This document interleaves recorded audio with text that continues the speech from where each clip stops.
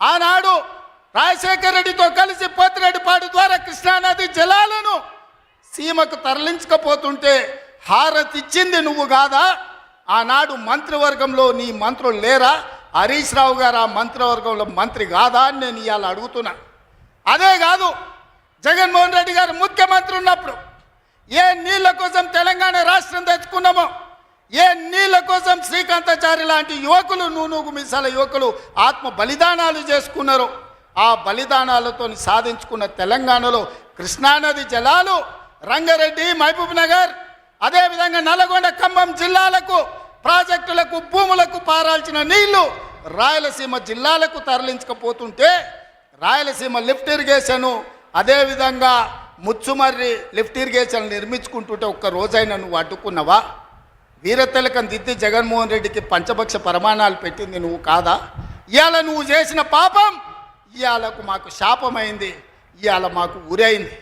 ఇవాళ తొందరలోనే Rayalaseema lift irrigation పూర్తి అయితే రోజుకు 10 టీఎంసీలు, రోజుకు 10 టీఎంసీలు అంటే ఒక్క నెల రోజులు మనం కళ్ళు మూసుకుంటే 300 టీఎంసీలు శ్రీశైలం మొత్తం తరలించకపోవడానికి, మలుపుకపోవడానికి ఇవాళ పునాదులు వేస్తే ఆంధ్రప్రదేశ్ ప్రభుత్వం వీర తిలకం దిద్ది కాంట్రాక్టర్ దగ్గర కమిషన్ల కోసం కక్కుర్తిపడ్డది నువ్వు కాదా చంద్రశేఖరరావు? ఆనాడు సాగునీటి పారుదల శాఖ మంత్రి హరీష్ రావు కాదా అని నేను అడుగుతున్నా. 5 ఏళ్ళు హరీష్ రావు సాగునీటి పారుదల శాఖ మంత్రి, 5 ఏళ్ళు చంద్రశేఖరరావు గారు సాగునీటి పారుదల శాఖ మంత్రి. మరి నేను ఇవాళ అడుగుతున్నా, పాలమూరు అక్కనే ఉంది, కల్వకుర్తి అక్కనే ఉంది, భీమా ఎండిపోయింది, కోయిల్ సాగర్ ఆరిపోయింది, ఈరోజు ఆర్డీఎస్ అట్లనే ఉండిపోయింది. మా ప్రాజెక్టులు ఎందుకు పూర్తి చేయలే? మా పాలమూరు కష్టాలు ఎందుకు తీరవలేదని నేను అడుగుతున్నా. ఈ నీళ్లు మాకు నాగరికతను ఎందుకు తేలే? ఈ నీళ్లు మాకు పసిడి పంటలు ఎందుకు తీయలే? ఈ నీళ్లు మాకెందుకు కన్నీళ్లు మిగిలిచ్చినాయని నేను అడుగుతున్నా. ఈ నీళ్లు మా భూములు ఎడారుగా మారడానికి, ఈ నీళ్లు మా ప్రజలు వేలాదిగా వలసలు పోవడానికే పనికొచ్చినాయి తప్ప మా జీవితాలలో వెలుగులు వచ్చినాయని నేను అడుగుతున్నా. ఈ పాపం నీది కాదా చంద్రశేఖరరావు? ఈ పాపం నీదే కదా?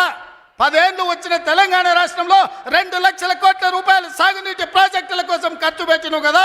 1,00,000 కోట్లు కాళేశ్వరం కట్టినావు, 1,00,000 కోట్లల్లా 1,000 కోట్లు మింగినావు. కట్టిన కాళేశ్వరం కుప్పగూలిపోయింది. ఇంతకంటే దిక్కుమాలిన ప్రాజెక్ట్ ఇంకెక్కడైనా ఉంటుందా అని నేను చంద్రశేఖరరావుని అడుగుతున్నా. ఇవాళ మా ప్రాజెక్టులు పడావు పెట్టి మా నిధులు నీళ్ళేమో రాయలసీమ తరలించకపోయింది, నిధులేమో నువ్వు తరలించకపోయినావు, పదవులేమో నీ ఇంట్లోకి వచ్చినాయి, పాపాలేమో మాకు వచ్చినాయి. ఇవాళ ఈ పాపాలు, ఈ కష్టాలు ఎంతకాలం మేము ఎదుర్కోవాలని నేను అడుగుతున్నా. అందుకే మిత్రులారా, ఇవాళ మన మీద పగబట్టిండు. 10 ఏళ్ళు ముఖ్యమంత్రి ఉన్నాయన, మన పరిపాలన బాగలేదంటుడు. నేను అడుగుతున్న ఇక్కడికొచ్చిన సోదరుని, తెలంగాణ ప్రజల్ని, 10 ఏళ్ళు కేసీఆర్ ముఖ్యమంత్రి ఉన్నాడు, 12 ఏళ్ళు నరేంద్ర మోడీ ప్రధానమంత్రి ఉన్నాడు. ఇవాళ చర్చకు సిద్ధమా? కిషన్ రెడ్డి గారు మీ పార్టీ ప్రెసిడెంట్గా నువ్వురా, కేంద్ర మంత్రిగా నువ్వురా, చంద్రశేఖరరావు గారు ప్రతిపక్ష నాయకుడిగా నీ పార్టీ ప్రెసిడెంట్గా నువ్వురా, కాంగ్రెస్ పార్టీ నుంచి ముఖ్యమంత్రిగా నేను వస్తా. 12 ఏళ్ళు మోడీ పరిపాలన మీద, 10 ఏళ్ళు చంద్రశేఖరరావు పరిపాలన మీద, 12 నెలల మా పరిపాలన మీద, ప్రజా పరిపాలన మీద చర్చ చేయడానికి నేను సిద్ధంగా ఉన్నా. చర్చలో ఓడితే ముక్కు నేలకు రాస్తా అని చెప్పి నేను ఈ సందర్భంగా సవాలు విసురుతున్నా. ఇవాళ నేను అడుగుతున్నా, మాకు అవకాశం వచ్చింది, మా జిల్లాకు అవకాశం వచ్చింది, మేము ఎవరినో అడుక్కోవడం, ఎవరి ముందల్లో చేయి దాచడం కాదు. ఇవాళ మా పాలమూరు జిల్లాకే ఒక అవకాశం వచ్చింది. మా ప్రాజెక్టులు మేము పూర్తి చేసుకోవద్దా? మా మక్తల్ నారాయణపేట కొడంగల్ ఎత్తిపోతల పథకాన్ని మేము కట్టుకోవద్దా? మా పాలమూరు రంగారెడ్డి పూర్తి చేసుకోవద్దా? మా కల్వకుర్తి పూర్తి చేసుకోవద్దా? మా భీమా పూర్తి చేసుకోవద్దా? మా నెట్టంపాడు పూర్తి చేసుకోవద్దా? మా కోయిల్ సాగర్ పూర్తి చేసుకోవద్దా? మా జూరాల పూర్తి చేసుకోవద్దా? మా తుమ్మిళ్ళ ప్రాజెక్టు పూర్తి చేసుకోవద్దా? మా ప్రాంతం అభివృద్ధి చెందొద్దా అని చంద్రశేఖరరావుని అడుగుతున్నా. ఏది తీసినా, ఏది పెట్టినా వద్దు అనే తప్ప నీ నోటి నుంచి ఒక్క మాట అయినా మంచి మాట వచ్చిందా అని నేను అడుగుతున్నా.